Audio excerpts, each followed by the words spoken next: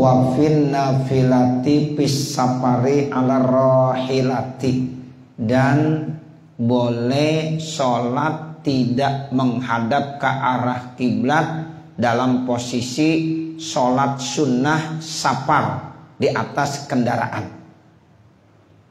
Jadi Bapak Saudara, pembahasan kita yaitu ada dua tempat kalau kita sholat boleh tidak menghadap ke arah kiblat. Itu bahasan kita. Yang pertama saat syiddatul khauf. Ya, udah kita bahas tuh terkait tentang kondisi syiddatul khauf. Ya, seperti dalam peperangan kemarin udah dibahas tuh. Ya, terkait tentang sholat dalam peperangan atau bukan dalam peperangan tapi dalam situasi sama seperti peperangan. Ya, seperti kemarin syiddatul khauf tuh, misalnya ada banjir datang, ya, atau ada binatang buas yang mau menyerang kita. Nah, itu dikategorikan sebagai syiddatul khauf, walaupun itu bukan posisi perang. Nah, sekarang yang kedua, boleh juga kita sholat tidak menghadap ke arah kiblat, yaitu saat sholat nafilah. Apa nih sholat nafilah? Sholat sunnah. Sholat sunnahnya di mana? Pisafar, saat lagi di dalam perjalanan, kita lagi musafir, ya, di atas kendaraan. Nah, itu kita boleh sholat sunnah walaupun tidak menghadap ke arah kiblat. Itu yang dimaksud gitu ya. Wa bin nafilati pisafari ala rohilah. Jadi boleh kita tidak menghadap ke arah kiblat saat kita sholat sunnah dalam perjalanan di atas, ya, kendaraan. Ya juzu lil musafiri atanapulu raqiban wa masyian ila jihati maqsadihi fis safari tawili wal qasiri alal mazhabi. Nah, kemudian dijelaskan nih. Ya juzu boleh lil musafiri bagi orang yang lagi musafir dalam keadaan posisi dia melakukan perjalanan. Apa yang dibolehkan? At-tanapulu, yaitu melakukan sholat sunnah rokiban, baik dalam kendaraan, wa masyian ataupun dalam berjalan kaki. Kalau rokiban tuh naik kendaraan. Kalau dulu kendaraan ya onta, kuda. Nah, kalau sekarang mungkin pesawat, ya, apalagi ya mungkin mobil atau ya kereta. Nah, itu namanya ya dalam posisi rokiban. Nah, sekarang kalau masyian jalan kaki, kita lagi melakukan perjalanan dengan cara jalan kaki. Misalnya dari Jakarta mau ke Ciputat jalan kaki, Jakarta mau ke Bogor jalan kaki. Ya, itu melakukan perjalanan pakai jalan kaki. Kalau memang dia biasa sholat sunnah sebagai wiridannya, nah sambil jalan boleh dia sholat sunnah walaupun tidak menghadap ke arah kiblat. Kalau dia udah menjadi wiridan sholat sunnah setiap hari di rumahnya, lagi naik kendaraan, boleh juga sholat sunnah walaupun tidak menghadap ke arah kiblat. Itu. Jadi at-tanaful namanya melakukan sholat sunnah. Ila jihati maqsadih, ya tentunya ke arah tujuan dia pisafari di dalam perjalanan. Ya, kalau di arah ke barat ya tinggal ngikutin ke barat. Di arah mau ke timur ya ke timur. Dia mau arah ke selatan, selatan. Dia mau ke arah utara ke utara. Jadi tidak mengarah ke kiblat. Boleh, boleh. Ya, karena itu sholat sunnah. Terus perjalanannya bagaimana? Bisafarit tawili wal qasiri, baik pada safar perjalanan jarak panjang jauh maupun jarak pendek dekat. Bukan seperti sholat qashar. Kalau qashar kan mesti 2 marhalah. Kalau ini enggak, Bapak Saudara. Ya, jadi ini hanya safar aja. Apakah jaraknya itu udah termasuk tawil yang udah di atas 2 marhalah, atau safarnya itu qasir? Seperti tadi saya contohin, Jakarta kita mau menuju Ciputat ke Bogor. Kan itu jaraknya masih ya pendek, qasir, belum ada 2 marhalah. Kalau kita mau sholat sunnah di kendaraan, sambil di kendaraan kita sholat sunnah tidak menghadap ke arah kiblat, boleh. Tuh begitu. Ya, karena dia memang biasa punya wiridan, rajin sholat sunnahnya. Nah ketika di kendaraan dia jangan ninggalin wiridan dia, boleh ya dia sholat ya di atas kendaraan walaupun tidak menghadap ke arah kiblat, walaupun safarnya jaraknya belum 2 marhalah. Itu begitu ya. Jadi ini tolong digarisbawahi terkait tentang safarnya. Safarnya boleh safar tawil, boleh safar qasir. Ya. Beda kalau kita sholat qasar jamaah. Kalau qasar jamaah itu syaratnya ya 2 marhalah. Artinya udah di atas rata-rata 90 km. Jakarta Bogor belum. Ya, karena belum ada 90 km. Kalau udah 90 km ke sana lebih ya itu baru boleh qasar jamaah. Tapi ini sholat sunnah di atas kendaraan boleh tidak menghadap ke arah kiblat walaupun safarnya safar qasir yang kurang dari jarak 2 marhalah, yang kurang dari 90 km. Amma firrakibi, adapun kalau hadisnya di dalam ya kendaraan ya palima rawahu syaikhani, itu karena ada riwayat Imam Bukhari dan Imam Muslim an Ibnu Umar radhiyallahu anhuma, yang datangnya ini riwayat dari sahabat Abdullah bin Umar radhiyallahu anhuma, semoga Allah meridhokan buat keduanya.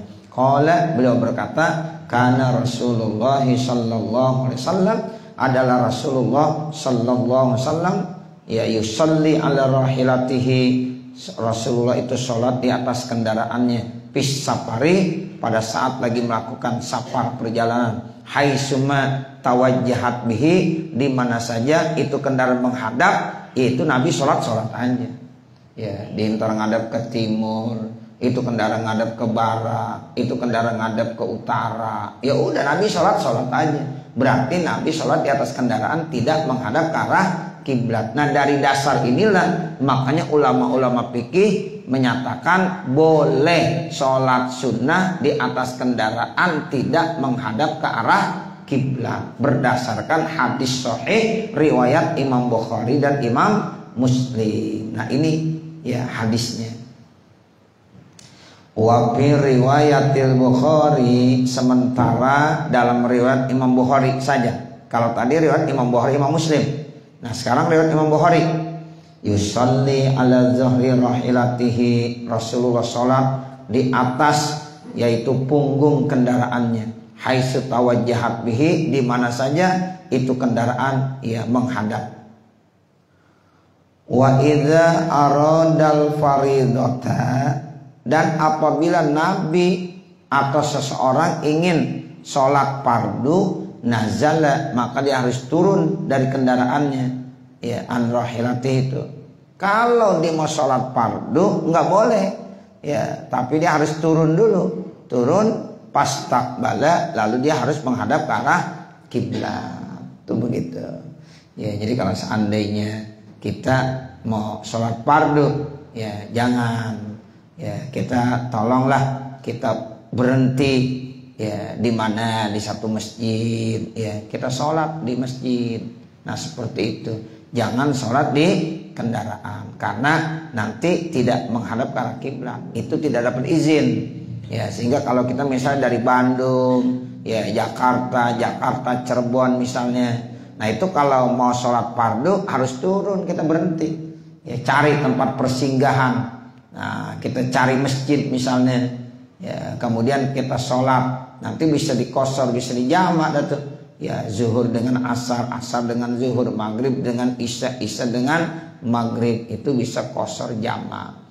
Tapi kalau sholat sunnah dia boleh sholat di atas kendaraannya ya, nggak apa-apa, dibolehkan karena memang Nabi pernah melakukannya. Sehingga hadis riwayat Imam Bukhari Imam Muslim ataupun hadis riwayat Imam Bukhari ya itu menjelaskan seperti itu. Tapi kalau mau melaksanakan sholat sunnah itu harus ya, kalau mau melaksanakan sholat fardu dia harus turun dari kendaraannya.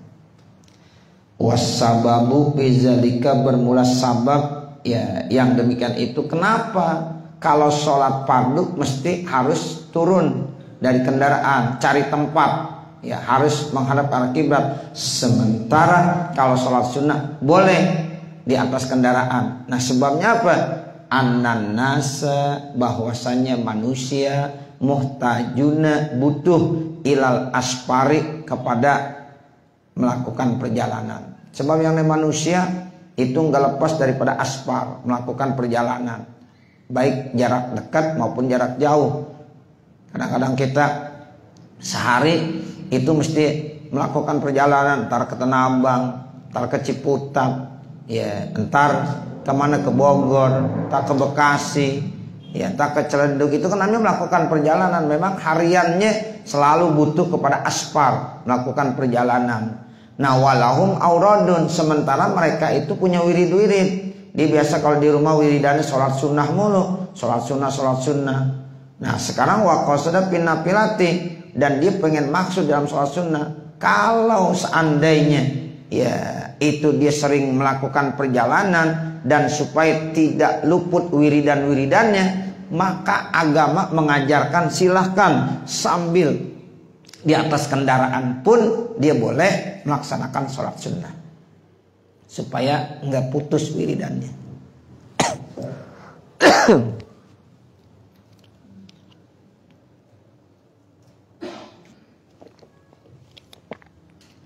Sebab yang namanya wiridan, bapak saudara, kalau bisa jadi tinggalin. Tuh, bahkan kalau kita wiridan kita tinggalin, dianjurkan untuk mengkodok.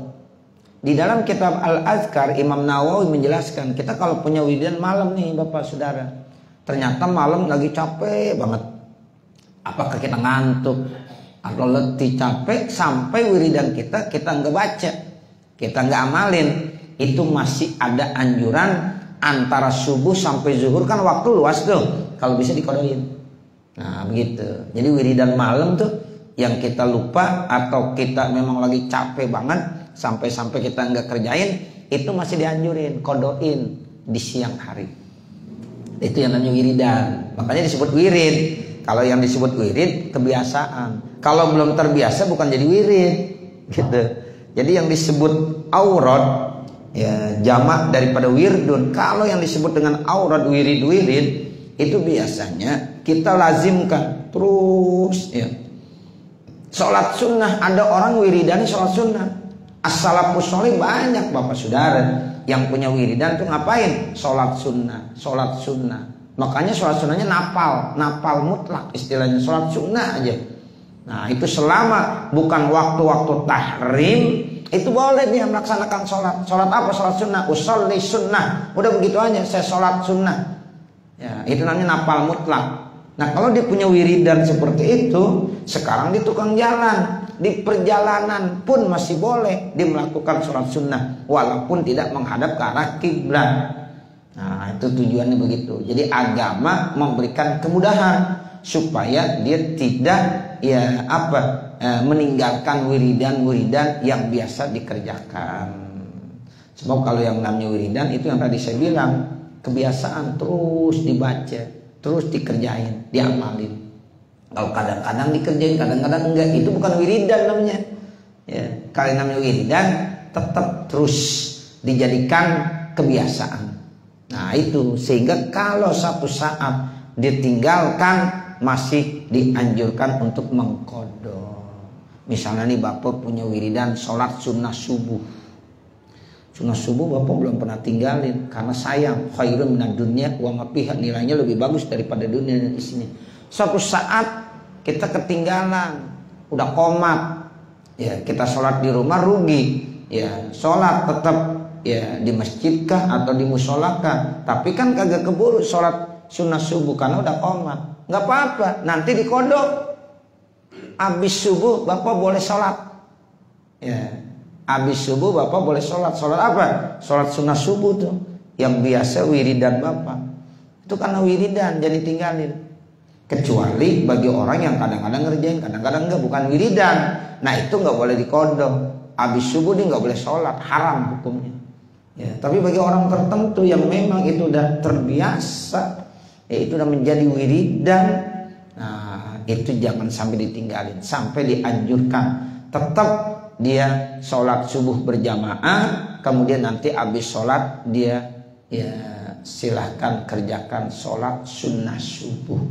Ada orang nanya, bapak ya habis subuh nggak boleh sholat. Nah ente nggak tahu, udah diam-diam aja, begitu aja bilangin.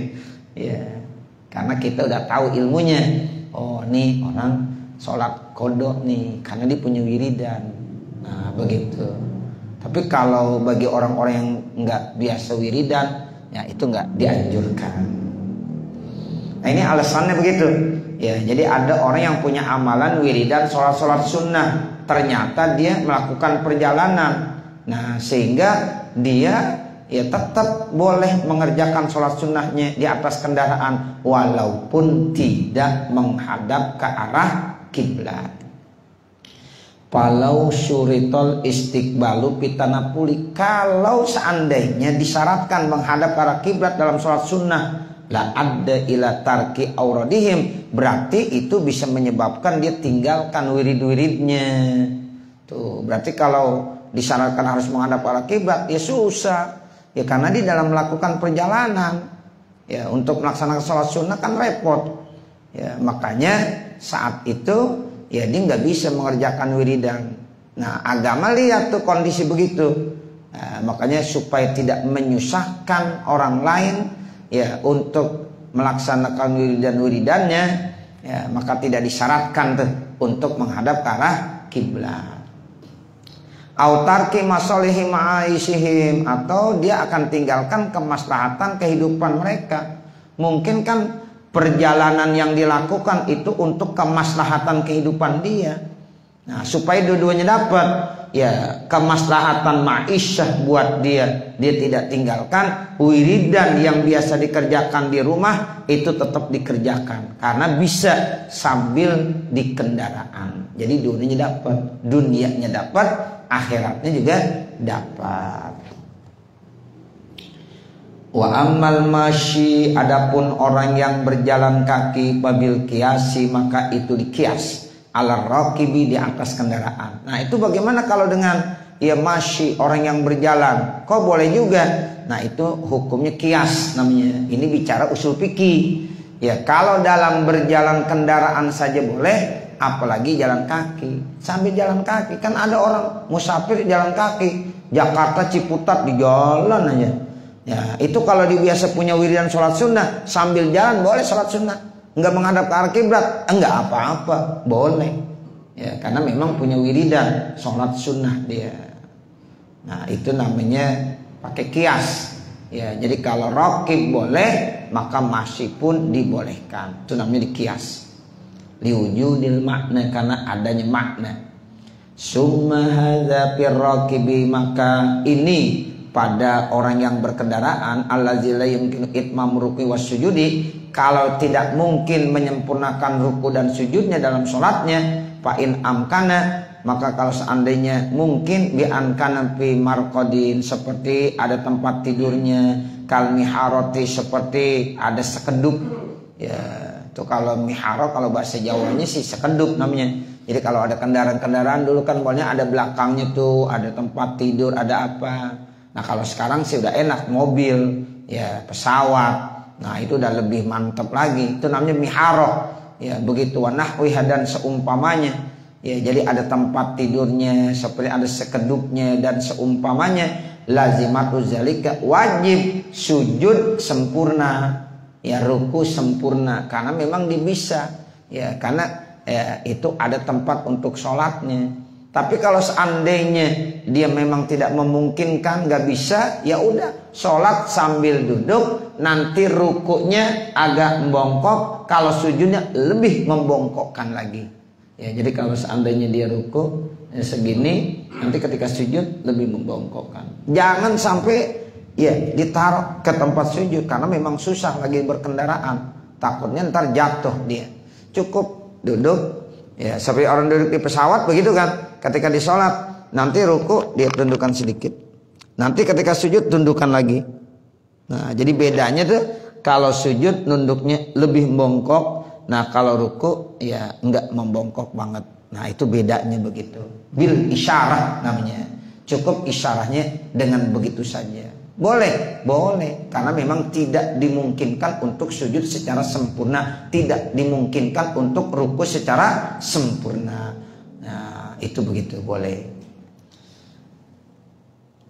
Wa amma man la yumkinuhu zalika, adapun orang yang tidak memungkinkan untuk melakukan sujud secara sempurna, ruku secara sempurna, papi wujubil istiqbali, maka di dalam kewajiban menghadap waktu taharrumi aujuhun, waktu takbiratul ihram itu ada beberapa jalan. Ada lagi yang menyarankan ya kalau dia bisa saat takbiratul ihramnya katanya harus menghadap ke arah kiblat. Seperti ada orang lagi jalan ya dari Jakarta menuju Ciputat. Nah, dalam perjalanan dia mau melaksanakan sholat sunnah. Nah, itu pada saat takbiratul ihramnya harus menghadap ke arah kiblat. Ada pendapat begitu. Ya, jadi terkait tentang diwajibkannya menghadap kiblat pada saat takbiratul ihram bagaimana? Aujuhun, ada beberapa jalan, ada beberapa pendapat. Memang ada yang menyatakan ya kalau di jalan kaki karena mudah untuk menghadap ke arah kiblat, maka saat takbiratul ihramnya harus menghadap ke arah kiblat. Nah, begitu. Ada yang bilang wajib seperti itu. Nah, sekarang bagaimana tuh ya menyikapi orang yang menyatakan wajib menghadap ke arah kiblat pada saat takbiratul ihram? Nah, ternyata di sini aujuhun, ada beberapa pendapat. As-sahihu, bermula yang sahih, insahula alaihi zalika, jika memang itu gampang bagi orang tersebut, bi ankana zimamu, ya seperti misalnya kendali itu, zimam itu artinya kendalinya, piyadi ada di tangannya, wahia sahlatun, dan itu gampang ya al inqiyadi untuk diikutin. Nah, itu silahkan ya, jadi nanti kendaraannya diarahkan ke kiblat. Kalau dia punya kendali gitu, kalau dia naik kuda, dia naik onta, kendalinya dia yang pegang, dan ini kuda atau ontanya gampang ngikutin. Nah, kita arahin ke kiblat dulu, kita takbiratul ihram dah. Nah, habis takbiratul ihram baru jalan ke arah tujuan kita. Nah, seperti itu. Itu ada yang punya pendapat begitu. Jadi pada saat takbiratul ihramnya diarahkan ke kiblat. Itu kalau kendaraannya yang gampang, yang bisa ada dalam kendali dia. Tapi kalau memang nggak bisa ya jangan. Tuh, kalau mobil bisa nggak dikendalikan, diarahin ke kiblat. Kalau bisa ya silahkan, kalau nggak bisa ya jangan. Mengganggu mobil-mobil yang lain, ini orang mau kemana sih arahnya?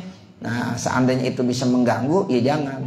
Jadi ini pendapat yang mewajibkan menghadap ke arah kiblat pada saat takbiratul ihram, itu pun ada beberapa pendapat. Pendapat yang sahih kalau gampang, kalau memang itu bisa dilaksanakan, silahkan. Seperti contohnya kita naik kuda, naik onta, kendali kita yang pegang di tangan kita, dan kuda atau ontanya ini gampang diatur. Nah, sehingga pada saat takbiratul ihram dihadapin ke arah kiblat.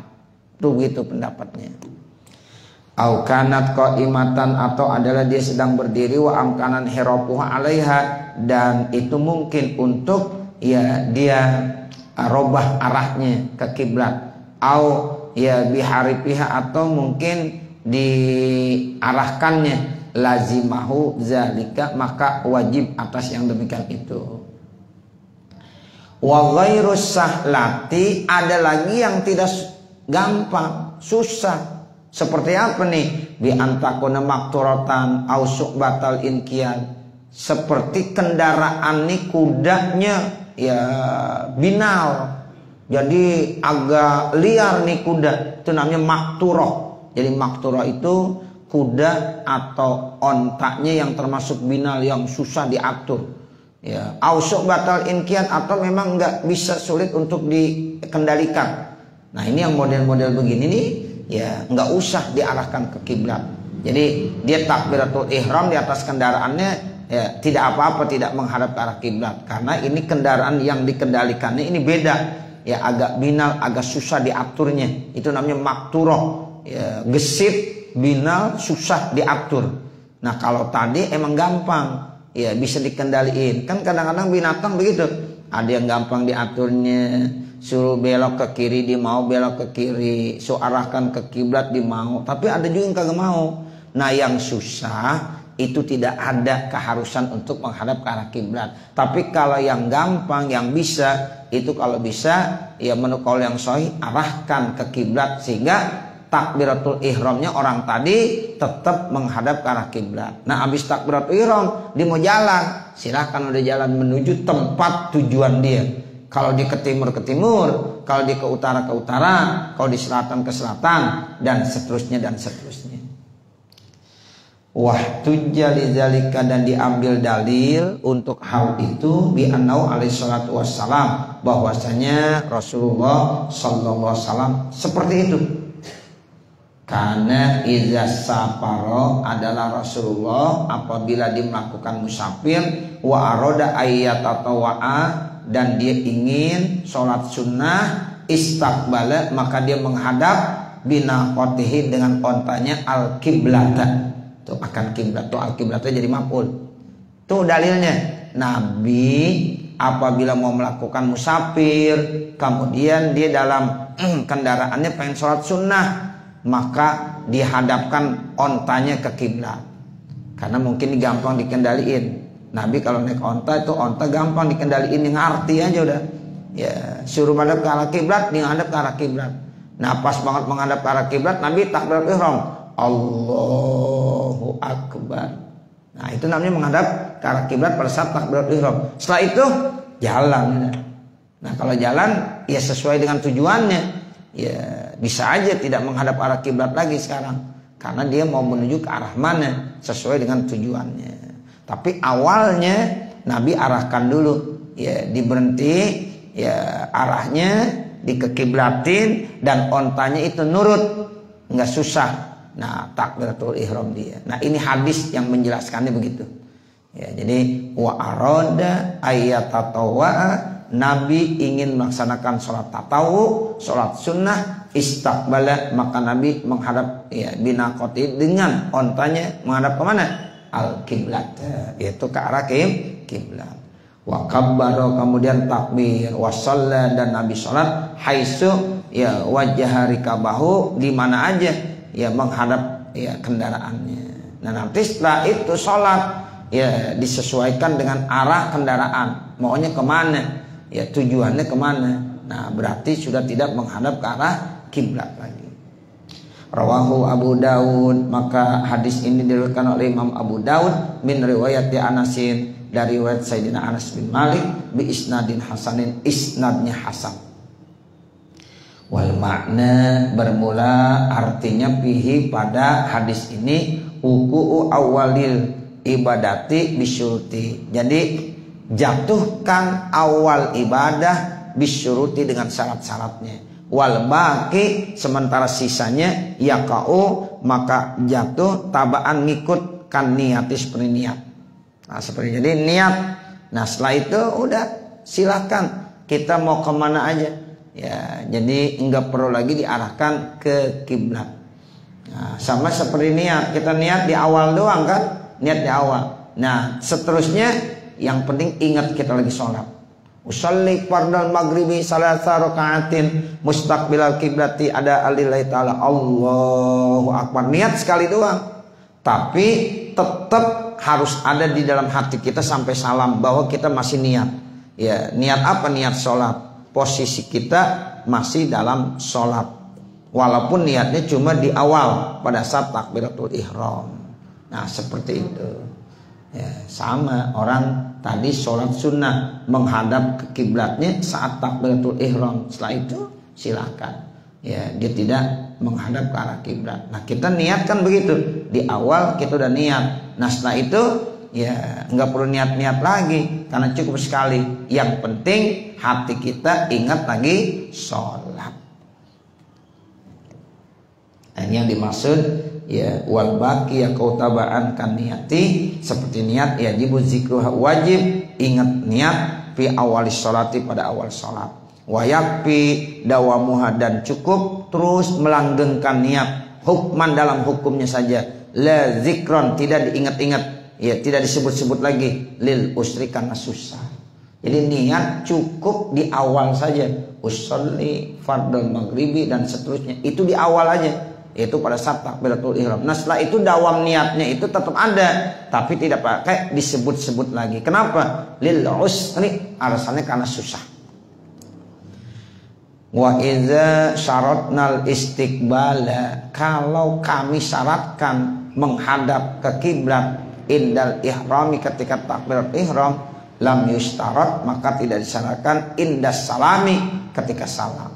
Tuh. Jadi kalau kami hanya menyaratkan menghadap ke kiblatnya ketika takbiratul ihram, otomatis ketika mengerjakan yang lain tidak disyaratkan, termasuk tidak disyaratkan ketika mengucapkan salam. Itu ala rajihi menurut pendapat yang kuat. Karena risairil arkani, sebagaimana di semua rukun-rukun sholat. Summa mahma amkanal istiqbalu, kemudian apabila dimungkinkan, mampu dia untuk menghadap ke arah kiblat fi sholati, di dalam sholat, wajibah, maka wajib. Tapi kalau memang dia dimungkinkan untuk bisa menghadap ke arah kiblat, ya harus menghadap ke arah kiblat di dalam sholat. Bi an waqa'atid dabah li hajatin, seperti ya itu dabah berhenti karena ada hajat.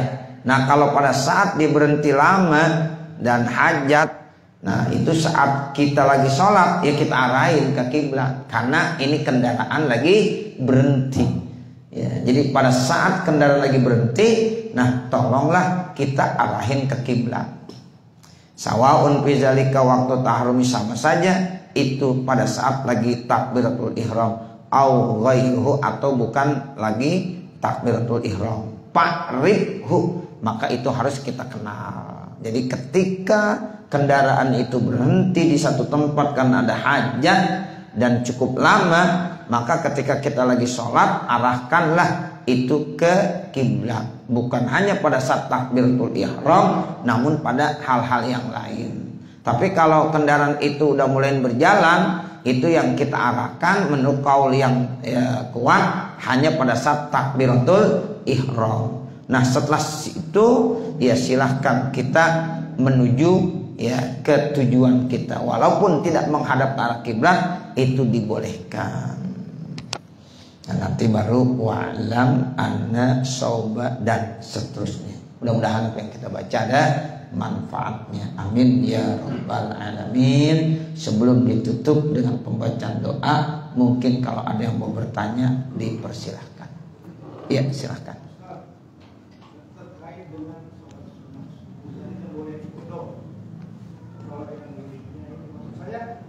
Apakah itu kita lakukan dalam seminggu itu berapa kali gitu? Maksudnya kita lakukan itu kita kan nggak rutin tuh tiap hari gitu. Bisa dalam seminggu itu hanya berapa kali gitu loh. Baik. Bisa kita menurut. Jadi begini Bapak Saudara, yang disebut wirid yang tadi saya jelaskan itu tiap hari. Kalau misalnya nih subuh ini kita sholat sunnah, besok agak sholat sunnah, entar kita sholat sunnah lagi, entar enggak lagi, itu namanya bukan wiridan itu. Ya, yang begitu tuh Baji nggak boleh, nggak boleh. Takut ada fitnah nanti. Nah seperti itu. Nah ini emang bener-bener dia udah mendawamkan, nggak pernah ditinggal. Bahkan ketika kesiangan pun nggak pernah ditinggal. Bangun jam berapa? Udah jam 5. Tuh, udah rapi orang sholat subuh jam 5. Tetap dia ya bersih-bersih di sholat di rumah. Sholat sunnah subuh terlebih dahulu. Habis sholat sunnah subuh baru di sholat subuh. Kenapa? Karena ini wiridan dia, nggak pernah ditinggal. Nah begitu, itu namanya wiridan. Ya, nah itu kalau suatu saat terjadi seperti yang tadi, ya dibangun udah qomat sementara di sholat jamaah, utamakan jamaah. Tapi kalau jamaah kan kagak dapat sunnah subuhnya, ya nanti masih bisa dikodok setelah sholat subuh. Begitu. Ya.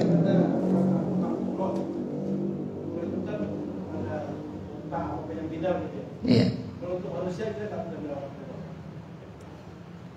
Ya biasanya ini kan binatang-binatang, ya itu ada makturoh istilahnya. Ini susah diatur, binal ini, ya sehingga sulit dikendalikan. Nah itu kalau memang sulit dikendalikan, ya udah jangan dicoba-coba diatur ngadepin ke kiblat, karena ini susah. Makanya agama ngajarin ya udah nggak apa-apa, udah ikutin aja. Tapi kalau ya untuk binatang yang gampang diaturnya, nah itu kalau bisa arahin ke kiblat dulu. Nah begitu. Nah terkait dengan siapa manusia, maksudnya? Kalau manusia ya istilahnya bandelnya nggak begitu kali, ya mungkin beda, ya seperti itu. Tapi manusia itu adalah makhluk Allah yang paling mulia, ya karena dia punya akal pikiran. Tuh makanya Allah bilang walaqad karramna bani Adam. Tuh laqad khalaqnal insana fi ahsani taqwim. Tuh jadi manusia itu bentuk ya makhluk Allah yang paling mulia. Nah makanya akalnya nggak boleh dirusak. Selama akal yang nggak rusak, insya Allah sebandel-bandelnya manusia, dia pasti suatu saat akan menemukan pada titik akhir dia tahu dalam hati kecilnya yang benar ya benar, yang salah itu salah. Nah seperti itu. Pencuri aja pencuri, menurut ya hati kecilnya dia pasti menyatakan ini salah. Sehingga seorang pencuri nggak mungkin ingin supaya anaknya menjadi pencuri, ya karena hati kecilnya tetap dia nggak bandel, dia nggak nakal, ya karena memang ada fitrah, kullu mauludin yuladu ala fitrah, jadi ada fitrahnya, ya nah seperti itu. Jadi manusia itu sebandel-bandelnya, kalau kita tanya hati kecil kamu, pasti itu dia bilang nggak begitu, ya nah makanya orang kalau udah ya dapat taufik dan hidayah, insya Allah mudah-mudahan bisa merubah. Ya, makanya kita kalau melihat orang lagi bandel, jangan kita bandel lu, jangan. Ya, kita doakan mudah-mudahan dapat taufik dan hidayah ente. Nah begitu kalau dibilang bandel, kita punya anak bandel, kata bandel mulu, makinan nanti. Tapi seorang ibu harus sering mendoakan, ya sehingga mudah-mudahan itu bukan bandel. Ya, jadi nanti satu saat dia bisa berubah sikapnya, karena memang hati kecilnya tetap itu dia diarahkan untuk ke jalan yang lurus seperti itu. Iya baik. Tadi berkaitan dengan masalah jalan kaki. Iya. Berarti kita nggak menggerakkan apa-apa. Kan nggak mungkin kita duduk bagi jalan. Iya. Jadi kita cuma baca doang. Iya. Jadi ketika dalam keadaan berjalan itu ya udah kita jalan aja. Ya yang lain-lain pakai isyarat. Pakai isyarat. Cuma tadi awalnya aja tuh takbiratul ihram kalau bisa usahakan ya menghadap ke arah kiblat. Habis takbiratul ihram ya jalan aja. Cuma dibaca tuh, baca Fatihah, dibaca surah. Entah ketika ruku dia isyarat dia ruku, dibaca ya bacaan ruku, terus iktidal sambil jalan begitu aja. Tapi jangan ngobrol. Kalau ngobrol batal. Nah, begitu tapi jalan itu nggak apa-apa. Ya. Kenapa? Karena itu wiridan dia. Ya, wiridan dia, karena dia nggak mau ninggalin wiridan, sehingga sambil jalan pun masih dianjurkan untuk melaksanakan sholat sunnah. Ya, jadi dengan isyarat ya, ruku, sujud, duduk, tasyahud, udah sambil jalan. Nah, begitu. Tadi berkaitan dengan kendaraan harus turun kalau sholat wajib, sholat maghrib itu kan harus turun. Iya. Iya, kalau itu kan nanti ada namanya sholat jamak takdim. Nah begitu. Jadi kalau kita bisa ngatur waktu, nah itu dia memang mesti turun di masjid. Tapi kalau seperti di pesawat atau di kereta yang memang nggak bisa, ya seperti kita punya mobil, ya dan waktu-waktu sholat pasti dia akan lewatin kosor. Sama jama udah zuhur sama asar, tetapnya itu kagak sampai-sampai juga masih dalam kendaraan. Makanya nanti ada lain lagi, sholat lihurmatil wakti. Nah begitu. Nah itu dia tetap wajib mengiadah. Begitu. Sholat lihurmatil wakti. Kalau memang bisa seperti mobil, itu dia wajib turun. Dia harus di masjid, nggak boleh di mobil. Tapi kalau yang namanya pesawat, kereta, kan gimana turunnya? Kan nggak bisa. Nah itu dia tetap sholat, tapi nanti sholatnya lihurmatil wakti namanya. Sehingga nanti mesti diiadah. diiadah. Sebab tadi itu wajib turun. Nah itu kan, ya Nabi kalau melaksanakan sholat wajib di dalam kendaraan mesti turun. Ya harus menghadap ke arah kiblat, ya ke masjid, ya atau ke tempat-tempat lain yang memang boleh untuk kita jadikan tempat sholat. Nah seperti itu. Dalam suatu kasus kita udah niat jamak takhir, tapi karena macet dan segala macam itu nggak ketemu waktunya. Kita mau takhir dari Johor sampai ke Asar. Kita berarti nggak mungkin di tengah jalan terus sampai ke maghrib itu kita harus gimana Ustaz? Ah begitu, iya. Nah ini makanya saat-saat udah waktu genting begitu bagaimana? Ya mesti kita ya salah satu jalan keluarnya itu sholat lihurmatil waktu. Ya kan udah jamak takhir. Jadi tadi ditakhirkan di dalam ya kendaraan. Di kendaraan itu. Nih Bapak sudah, kita udah kagak memungkinkan lagi sementara waktu ini udah picik nih.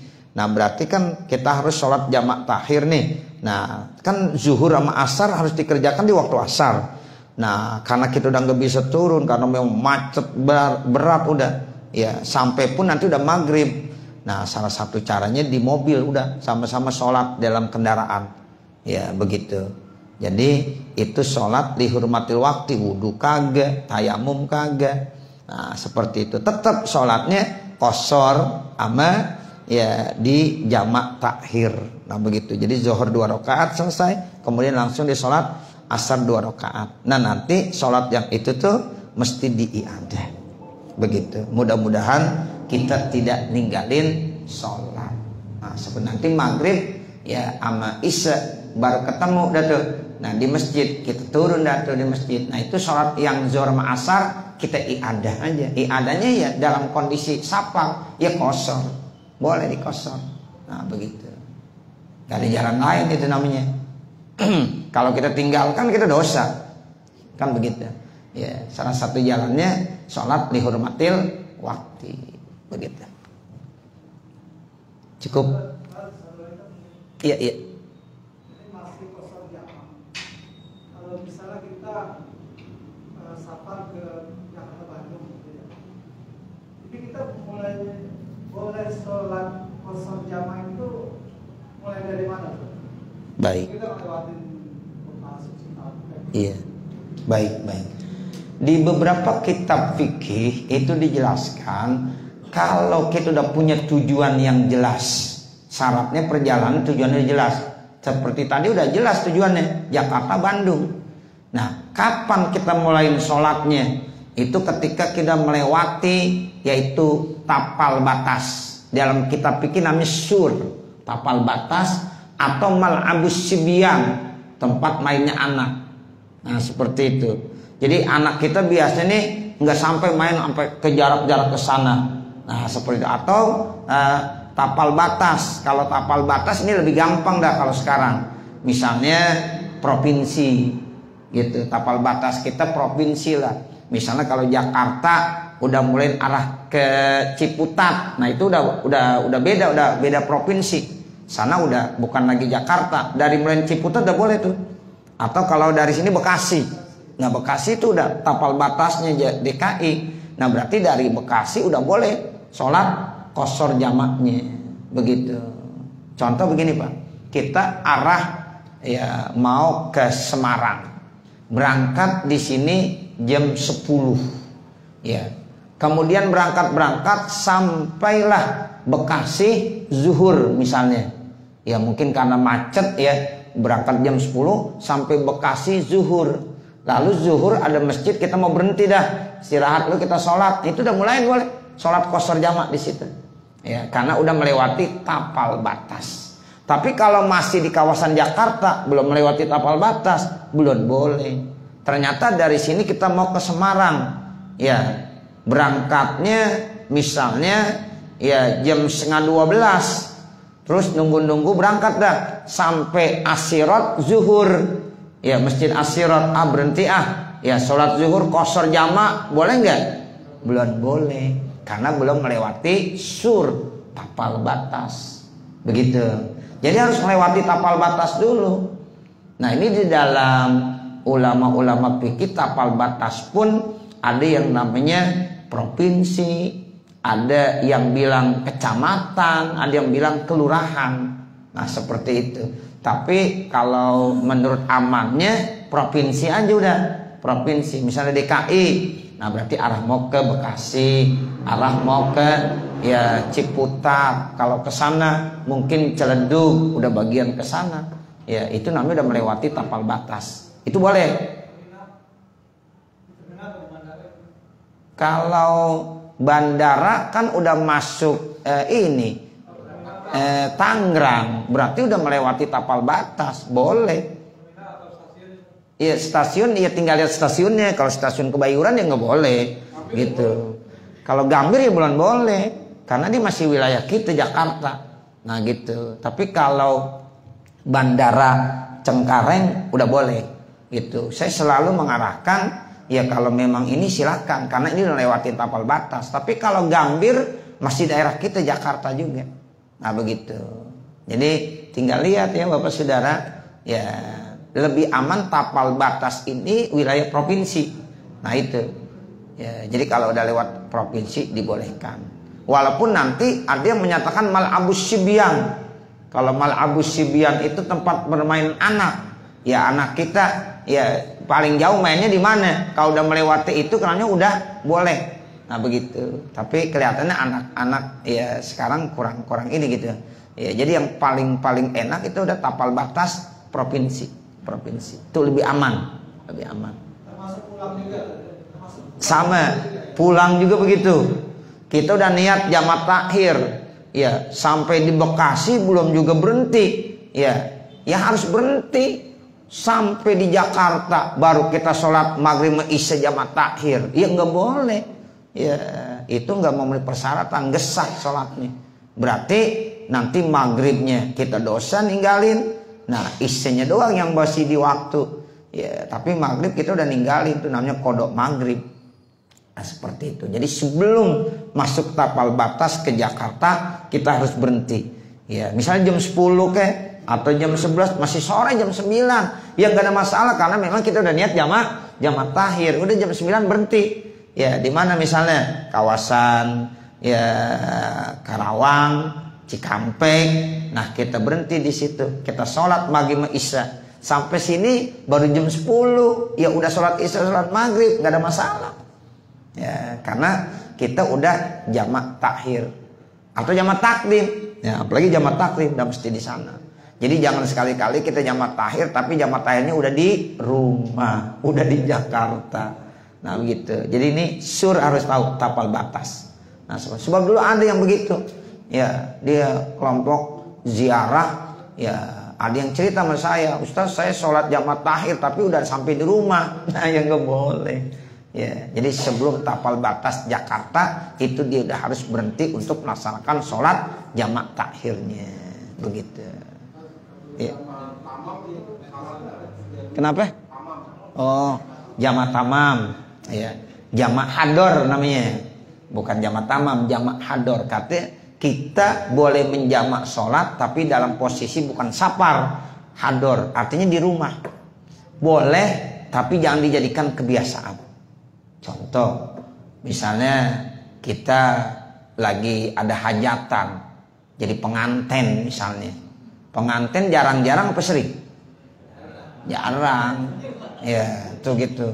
Jadi Imam Ibnu Sirin, ya saya baca dalam salah satu kitabnya, beliau membolehkan kita menjamak fil hador kalau dalam situasi kondisi yang memang paling sibuk bener dan itu tidak dijadikan kebiasaan.